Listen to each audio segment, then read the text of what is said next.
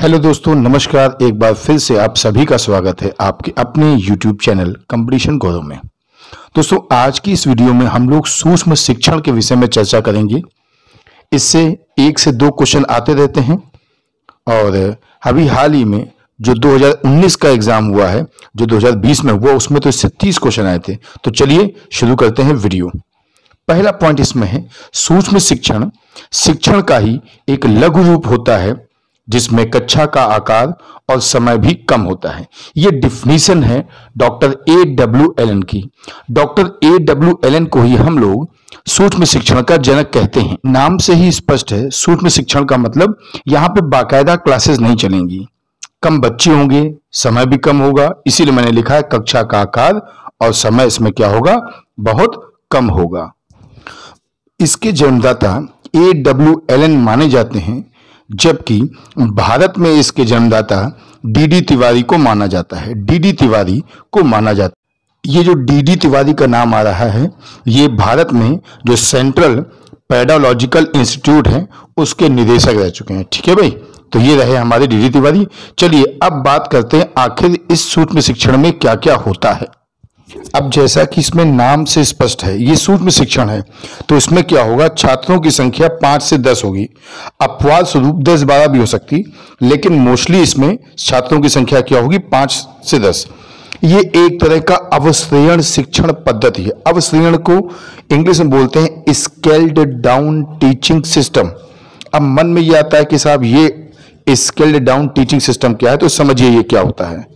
Scaled down teaching system या अवश्रेणीयन जो शिक्षण है, उसका मतलब हो गया कि इसमें सूक्ष्म शिक्षण जो है, इसमें एक निश्चित क्रम होगा, उसी का अनुसरण किया जाएगा। एक निश्चित क्रम होगा और इसमें कुल मिला के 6 स्टेप होते हैं, 6 सोपान होते हैं, भी आगे आपको बताएंगे।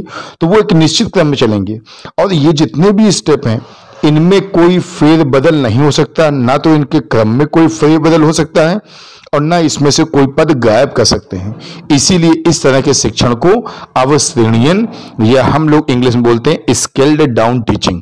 ठीक है, ये 2019 के जो सेट है, पेपर है, जो 2019 का यूपी टेट हुआ था, है ना, जो कि 8 जनवरी 2020 में हुआ है, उसमें ये क्वेश्चन पूछा गया। तो चलिए फिर आगे बढ़ते हैं अगले स्टेप में। तो चलिए देखिए, इसमें कुल 6 चक्र होते हैं, 6 चक्र होंगे और सबके लिए 6-6 मिनट का समय होगा। अब 6 चक्र हैं, 6-6 मिनट का समय लगेगा, तो 6 × 6 करोगे कितना आ जाएगा, 36 मिनट। तो एक क्वेश्चन सीधा सीधा आपसे यही बन जाता है, इसी जगह से बन जाता है कि सूक्ष्म शिक्षण में कुल कितना समय लगता है। तो याद रखना भैया, कितने मिनट, 36 मिनट। या ये पूछ सकते हैं सूक्ष्म शिक्षण में कुल कितने चक्र होते हैं, 6।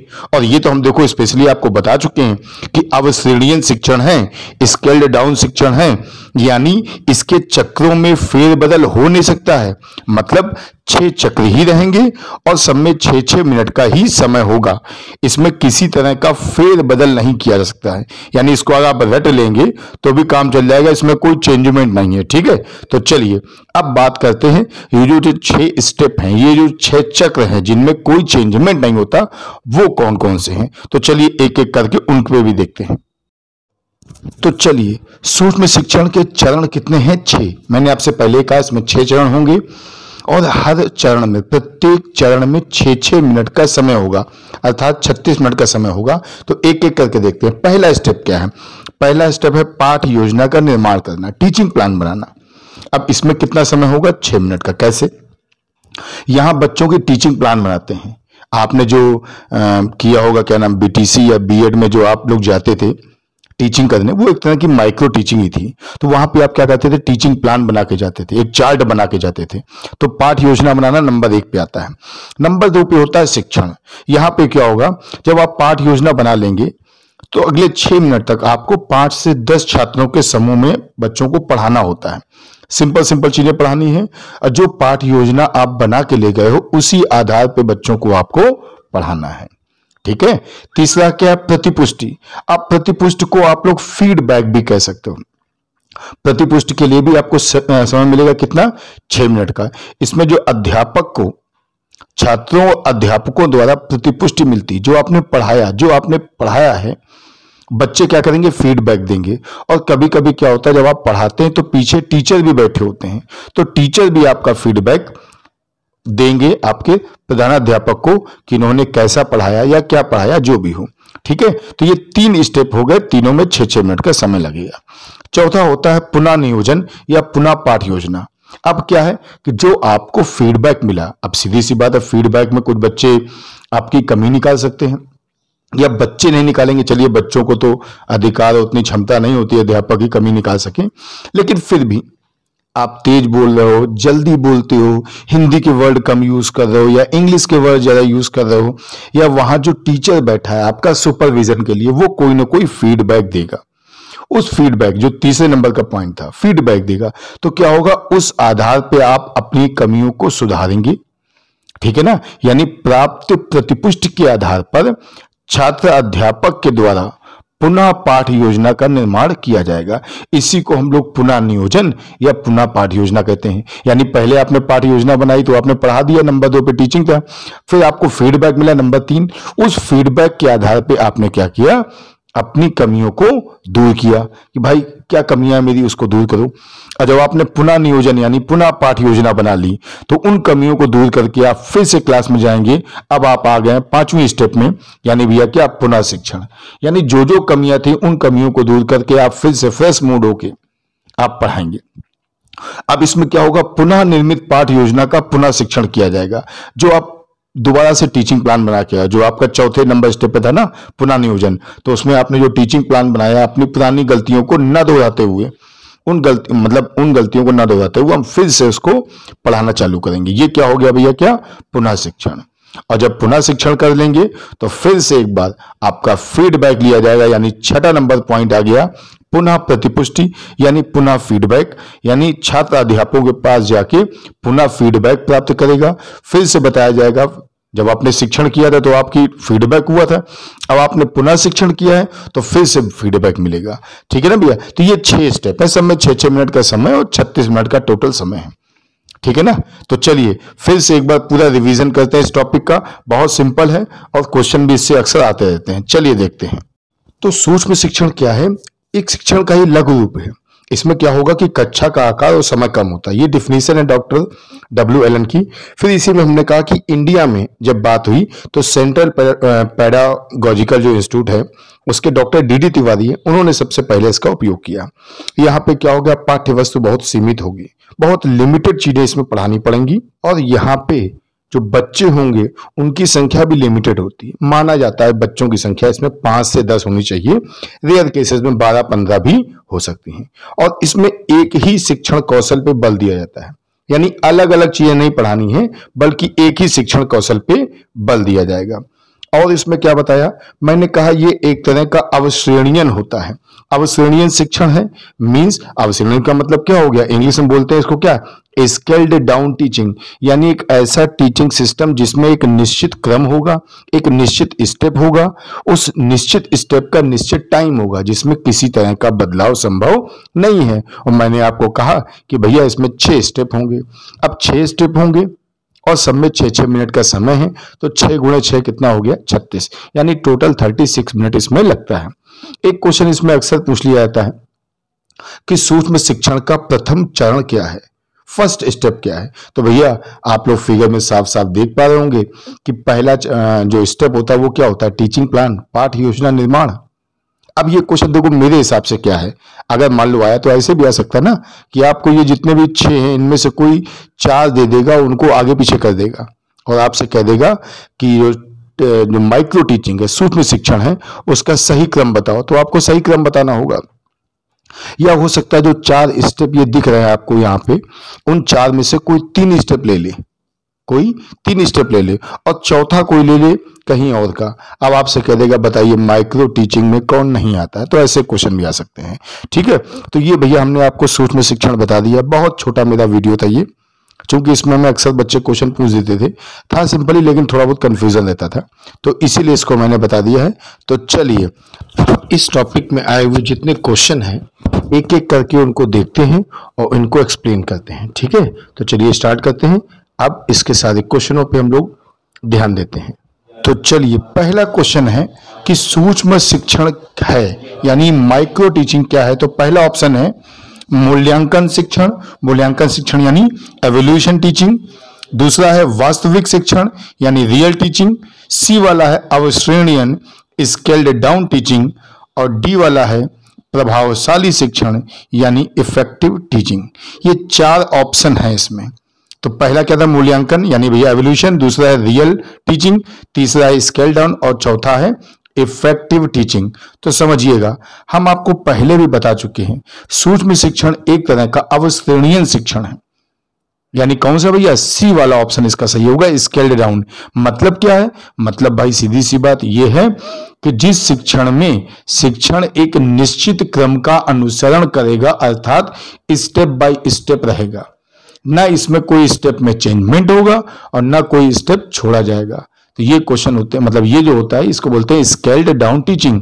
और ये 2019 में आया हुआ है यूपी टेट जूनियर लेवल में। ये वही एग्जाम है जो 8 जनवरी 2020 को हुआ था। ठीक है, तो पहला क्वेश्चन हो गया। अब बात करते हैं क्वेश्चन नंबर 2 की। क्वेश्चन नंबर 2 है, सूक्ष्म शिक्षण के जन्मदाता निम्नलिखित में से कौन है? यानी ये 4 ऑप्शन में से कौन है सूक्ष्म शिक्षण के जन्मदाता? चलिए ऑप्शन ये हैं आपके सामने। पहला ऑप्शन है हर्बर्ट स्पेंसर, दूसरा है थॉर्नडाइक, तीसरा है एलन एंड ब्रायन और चौथा है A.W. एलन। तो चलिए सूक्ष्म शिक्षण के जन्मदाता जो हैं वो हैं A.W. एलन। ठीक है, 1961 में था और जो यूएसए का स्टैनफोर्ड विश्वविद्यालय है, स्टैनफोर्ड विश्वविद्यालय, वहां पे इसका जन्म हुआ। तो आंसर क्या हो जाएगा, A.W. एलन 1961 स्टैनफोर्ड विश्वविद्यालय, यानी ऑप्शन नंबर डी सही है। चलिए आगे देखते हैं। चलिए क्वेश्चन नंबर 3 है कि भारत में सूक्ष्म शिक्षण के जन्मदाता कौन माने जाते हैं? तो सूक्ष्म शिक्षण के जन्मदाता भारत में कौन माने जाते हैं? चलिए ये रहे आपके सामने 4 ऑप्शन। तो इसका पहला ऑप्शन है बी कुलश्रेष्ठ, दूसरा है डी तिवारी, तीसरा है वीके पासी और चौथा है एस मिश्रा। थोड़ा इसमें ध्यान दीजिएगा, इसका सही आंसर जो है वो है डी तिवारी और ये 1967 की बात है। डी तिवारी 1967। एक चीज और भी, अगर डी तिवारी ऑप्शन में न दिया होता तो आप वीके पासी पर भी निशान लगा सकते थे। याद रखिएगा, वीके पासी ने भी सूक्ष्म शिक्षण के विषय में बहुत से काम किए हैं, लेकिन वीके पासी के साथ एक और थे शाह करके, तो वीके पासी एवं शाह, और इन्होंने किया 1974 में। तो आपका सही आंसर होना चाहिए डी तिवारी। अगर ये ना दिया हो तो वीके पासी। वैसे वीके पासी में ये याद रखिएगा कि जब आप पढ़ेंगे टॉपिक है क्रिएटिविटी, सृजनात्मकता, तो सृजनात्मकता जब आप पढ़ेंगे तो सृजनात्मकता के कई सारे परीक्षण आएंगे। उसमें जो इंडियन जो है साइकोलॉजिस्ट, भारतीय मनोवैज्ञानिक, उसमें आपको वीके पासी, वकार मेहंदी का नाम मिलेगा। तो जो वहां पे वीके पासी मिलते हैं ये वही वीके पासी हैं। ठीक है, तो सही आंसर इसका क्या है, डी तिवारी 1967। और अगर डी तिवारी न दिया हो तो पासी एवं शाह 1974। चलिए अगले क्वेश्चन की ओर बढ़ते हैं। तो क्वेश्चन नंबर 4 है, सूक्ष्म शिक्षण का प्रथम चरण क्या है? ये भी क्वेश्चन आया हुआ है। तो पहला स्टेप क्या है, तो देखते हैं इसके ऑप्शन क्या है। तो इसका पहला ऑप्शन है पाठ योजना बनाना, दूसरा है फीडबैक लेना, तीसरा है शिक्षण करना और चौथा है प्रस्तुतिकरण। अब ये 4 ऑप्शन में से इसका आंसर सही है पाठ योजना बनाना। देखिए ये पूरा टॉपिक आपको पढ़ा चुके हैं। इस टॉपिक में ये बात हमने कई बार कही है, तो मेरे ख्याल से दोबारा रिपीट करने से कोई लाभ नहीं है ना, कि सूक्ष्म शिक्षण का पहला चरण क्या है। अब आप अच्छे से जानते हो सूक्ष्म शिक्षण में कुल 6 चरण है, 6 है ना, जिसमें पहला होता था पाठ योजना, दूसरा शिक्षण, तीसरा प्रतिपुष्टि, चौथा नियोजन, फिर 5वां पुनः शिक्षण, फिर पुनः प्रतिपुष्टि। यानी इसका आंसर क्या होगा, पाठ योजना बनाना। चलिए अगला क्वेश्चन है कि शिक्षण के सूक्ष्म प्रतिमान में कुल कितना समय लगता है? ठीक है, तो ये रहे 4 ऑप्शन आपके सामने। तो पहला ऑप्शन है 30 मिनट, 35 मिनट, 40 मिनट और 36 मिनट। अब ये तो बात आपसे बार बार कही जा रही है कि जो सूक्ष्म शिक्षण है इसमें 6 स्टेप होते हैं। 6 स्टेप कई बार बता चुके भैया, पाठ योजना बनाना, दूसरा था शिक्षण, तीसरा प्रतिपुष्टि, चौथा पुनः नियोजन, 5वां पुनः शिक्षण और 6वां पुनः प्रतिपुष्टि। अब अगर इसमें 6 स्टेप हैं और सब में 6-6 मिनट का समय लगा तो टोटल समय कितना हो गया, 36 मिनट। यानी सूक्ष्म शिक्षण जो है उसमें कुल कितना समय लगता है? 36 मिनट। यानी राइट आंसर क्या है हमारा? Option number D. चलिए क्वेश्चन नंबर 5 हो गए हैं। अब बात करेंगे क्वेश्चन नंबर 6 की। तो क्वेश्चन नंबर 6 है कि सूक्ष्म शिक्षण के विषय में कौन सा कथन सत्य नहीं है? और आपके सामने ऑप्शन है सूचना शिक्षण में। ये सूचना शिक्षण की जगह भाई ये हमने लिखा है, थोड़ा गलत हो गया, ये होना चाहिए सूक्ष्म शिक्षण। तो सूक्ष्म शिक्षण में पाठ्य वस्तु जो है सीमित होती है, एक ही शिक्षण कौशल पर बल दिया जाता है, छात्रों को अभिप्रेरित करना है, और डी वाला है इसका संपूर्ण चक्र 36 मिनट का है। थोड़ा समझिएगा, पहला है सूचना शिक्षण। भैया फिर बता दें, सूचना नहीं ये सूक्ष्म है, लिखे आमीन है, थोड़ा गलती हो गई है। सूक्ष्म शिक्षण में पाठ्य वस्तु सीमित होती है, बिल्कुल सही। क्यों? अरे स्टॉप, ये जो हम लोग पढ़ रहे हैं ये क्या है? सूक्ष्म शिक्षण। यहाँ पे हर चीज बहुत सीमित होती है ना, सीमित पढ़ानी चीज, क्योंकि हमको 36 मिनट में फीडबैक भी देना है, 36 मिनट में हमें टीचिंग प्लान भी बनाना है, नियोजन भी करना है, फीडबैक भी लेना है। तो इसमें बहुत लिमिटेड चीजें पढ़ाई जाती हैं। यानी पहला ऑप्शन सही है, सूक्ष्म शिक्षण में पाठ्य वस्तु सीमित होती है। दूसरा ऑप्शन है एक ही शिक्षण कौशल पे बल दिया जाता है, बिल्कुल सही। कई लोग सोचते हैं यही आंसर है, एक ही शिक्षण कौशल पर बल दिया जाता है, बिल्कुल सही है। याद रखिएगा 2019 यूपी टेट में ये क्वेश्चन पूछा गया है प्राइमरी लेवल पर। तो एक ही शिक्षण कौशल पर बल दिया जाएगा। क्यों? क्योंकि सूक्ष्म शिक्षण है। अभी ये कोई बृहद क्लास नहीं चल रही यहाँ 50 बच्चे हों और आधे घंटे का कम से कम टाइम हो, ऐसा कुछ नहीं। यहाँ तो 36 मिनट में ही सब कुछ करना है, टीचिंग प्लान भी बनाना है, पढ़ाना भी है, पुनः पढ़ाना भी है, पुनः टीचिंग प्लान बनाना है। तो एक ही शिक्षण कौशल पर बल दिया जाता है, बिल्कुल सही। तीसरा, छात्रों को अभिप्रेरित करना, बिल्कुल नहीं, ये नहीं है। अब क्यों नहीं है? भैया 6 मिनट तो हमने प्लान बनाया, अगले 6 मिनट हमने पढ़ाया, फिर हमने 6 मिनट फीडबैक दिया, फिर हमने पुनः प्लान बनाया, पुनः नियोजन किया, फिर पुनः शिक्षण किया, फिर पुनः प्रतिपुष्टि की। तो हम बच्चों को मोटिवेट कब करेंगे? तो मोटिवेट करने का काम हमारा है, लेकिन अभी नहीं है, जब हम रेगुलर पढ़ाएंगे तब है, ठीक है। और चौथा ऑप्शन इन्होंने दिया है कि भारत में सूक्ष्म शिक्षण जो होता है उसका समय 36 मिनट का होता है। तो ये बात तो भाई गला फाड़ फाड़ के हम 6-7 बार इस टॉपिक में बता ही चुके हैं, तो ये भी सही है, ठीक है ना।